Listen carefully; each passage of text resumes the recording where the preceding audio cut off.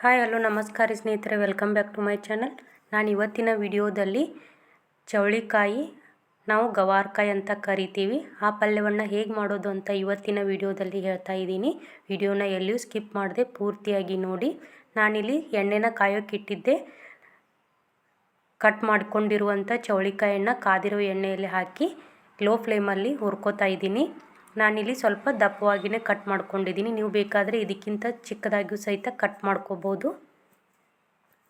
ರೊಟ್ಟಿ ಮತ್ತು ಚಪಾತಿಯೊಂದಿಗೆ ತಿನ್ನೋಕ್ಕೆ ತುಂಬ ಟೇಸ್ಟಿಯಾಗಿರುತ್ತೆ. ಮೊಸರು ಮತ್ತು ಶೇಂಗಾ ಚಟ್ನಿ ಆಯಿತು, ಮತ್ತು ರೊಟ್ಟಿ ಇದ್ದರೆ ಅಂತೂ 2 ರೊಟ್ಟಿ ತಿನ್ನೋರು ಸಹಿತ 3ರಿಂದ 4 ರೊಟ್ಟಿ ತಿಂತಾರೆ, ಅಷ್ಟು ಟೇಸ್ಟಿಯಾಗಿರುತ್ತೆ.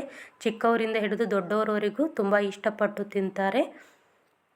ನೀವು ಒಂದ್ಸಾರಿ ಟ್ರೈ ಮಾಡಿ. ಹಾಗೆ ನೀವು ಏನಂತ ಕರಿತೀರಾ ಅಂತ ನನಗೆ ಕಮೆಂಟ್ ಮಾಡಿ ಹೇಳಿ.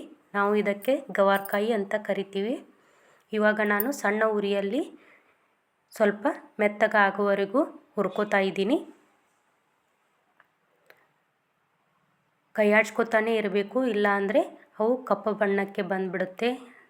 ಅದಕ್ಕೋಸ್ಕರ ಇವಾಗ ನೋಡಿ ಕರೆಕ್ಟಾಗಿ ಬರ್ತಾ ಇದೆ. ತುಂಬ ಬೇಗನೆ ಸಹಿತ ಮಾಡ್ಕೋಬೋದು ಪಲ್ಯನ. ಇವಾಗ ಆಯಿತು, ಇದನ್ನು ಒಂದು ಬೇರೆ ಪಾತ್ರೆಗೆ ತಕ್ಕೋತಾ ಇದ್ದೀನಿ. ಅದೇ ಪಾತ್ರೆಯಲ್ಲಿ ಒಗ್ಗರಣೆನ ಹಾಕೋತೀನಿ ನಾನು. ಈ ಕಲರ್ ಬರೆಯೋವರೆಗೂ ಸಣ್ಣ ಉರಿಯಲ್ಲಿನೇ ಬೇಯಿಸ್ಕೋಬೇಕು. ಅಂದರೆ 4ರಿಂದ 5 ನಿಮಿಷದವರೆಗೂ ಬೇಯಿಸ್ಕೊಂಡ್ರೆ ಕಲರ್ ಚೇಂಜ್ ಆಗುತ್ತೆ.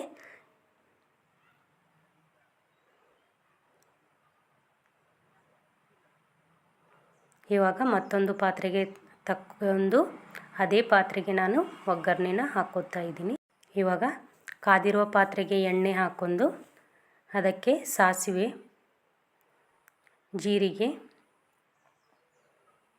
ಸಣ್ಣದಾಗಿ ಕಟ್ ಮಾಡ್ಕೊಂಡಿರುವಂಥ ಈರುಳ್ಳಿಯನ್ನು ಹಾಕೋತಾ ಇದ್ದೀನಿ. ನಾನಿಲ್ಲಿ ಎರಡು ಈರುಳ್ಳಿಯನ್ನು ಕಟ್ ಮಾಡ್ಕೊಂಡಿದ್ದೆ. ಅವು ಟ್ರಾನ್ಸ್ಪರೆಂಟ್ ಆಗೋವರೆಗೂ ಹುರ್ಕೋಬೇಕು. ನೀವು ಬೇಕಾದರೆ ಇಲ್ಲಿ ಶುಂಠಿ ಬೆಳ್ಳುಳ್ಳಿ ಪೇಸ್ಟನ್ನು ಸಹಿತ ಯೂಸ್ ಮಾಡ್ಕೋಬೋದು. ನಾನಿಲ್ಲಿ ಹಾಕ್ಕೊಂಡಿಲ್ಲ.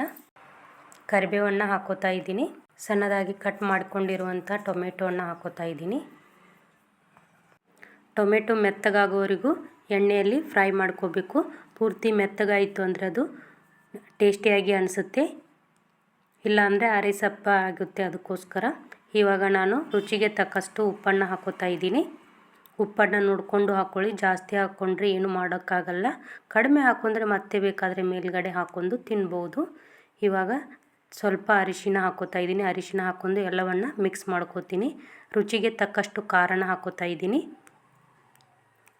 ನೀವಿಲ್ಲಿ ಬೇಕಾದರೆ ಹಸಿಮೆಣಸಿನ್ಕಾಯಿಯನ್ನು ಪೇಸ್ಟ್ ಮಾಡಿ ಸಹಿತ ಹಾಕ್ಕೋಬೋದು, ಅದು ಇನ್ನೂ ಟೇಸ್ಟಾಗಿರುತ್ತೆ.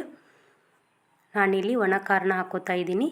ನಾನಿಲ್ಲಿ ಜಾಸ್ತಿ ಮಸಾಲೆನ ಹಾಕಲ್ಲ, ಯಾಕಂದರೆ ನಾವು ಆಲ್ರೆಡಿ ಖಾರದಲ್ಲಿ ಎಲ್ಲ ಥರದ ಮಸಾಲೆನ ಮಿಕ್ಸ್ ಮಾಡ್ಕೊಂಡಿರ್ತೀವಿ.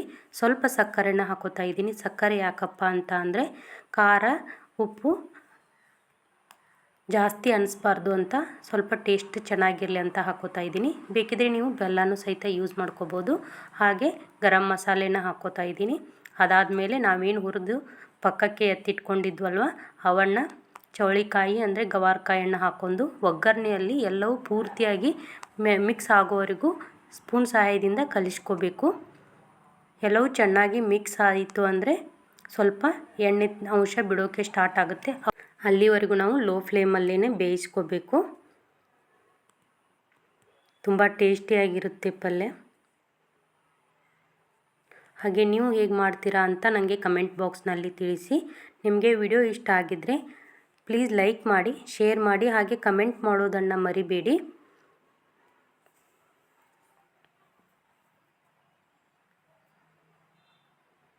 ಇವಾಗ ನಾನು ಸಣ್ಣದಾಗಿ ಕಟ್ ಮಾಡ್ಕೊಂಡಿರುವಂಥ ಕೊತ್ತಂಬರಿಯನ್ನು ಹಾಕ್ಕೊಂಡು ಎಲ್ಲವನ್ನು ಚೆನ್ನಾಗಿ ಮಿಕ್ಸ್ ಮಾಡ್ಕೊಂಡು 2 ಬಟ್ಲಾಗುವಷ್ಟು ನೀರನ್ನು ಹಾಕ್ಕೊಂಡು ಪೂರ್ತಿ ಮೆತ್ತಗಾಗೋವರೆಗೂ ಬೇಯಿಸ್ಕೋಬೇಕು. ಅದನ್ನು ಪ್ಲೇಟ್ ಮುಚ್ಚಿ ಇವಾಗ 1 ಬಟ್ಲು ಹಾಕ್ಕೊಂಡೆ, ಇನ್ನೊಂದು ಬಟ್ಲು ನೀರನ್ನು ಹಾಕ್ಕೊಂಡು ಪ್ಲೇಟ್ ಮುಚ್ಚಿ ಒಂದು 4ರಿಂದ 5 ನಿಮಿಷದಷ್ಟು ಬೇಯಿಸ್ಕೊಂಡ್ರೆ ರೊಟ್ಟಿ ಮತ್ತು ಪಲ್ಯದೊಂದಿಗೆ ತಿನ್ನೋಕ್ಕೆ ಪಲ್ಯ ರೆಡಿ ಆಗುತ್ತೆ. ತುಂಬ ಟೇಸ್ಟಿಯಾದಂಥ ಹಾಗೆ ಕ್ವಿಕ್ಕಾಗಿ ಮಾಡ್ಕೋಬೋದಂತ ಚೌಳಿಕಾಯಿ ಪಲ್ಯ ರೆಡಿ ಆಯಿತು. ಲಾಸ್ಟಿಗೆ ಈ ತೆರನಾಗಿ ಕಾಣಿಸುತ್ತೆ.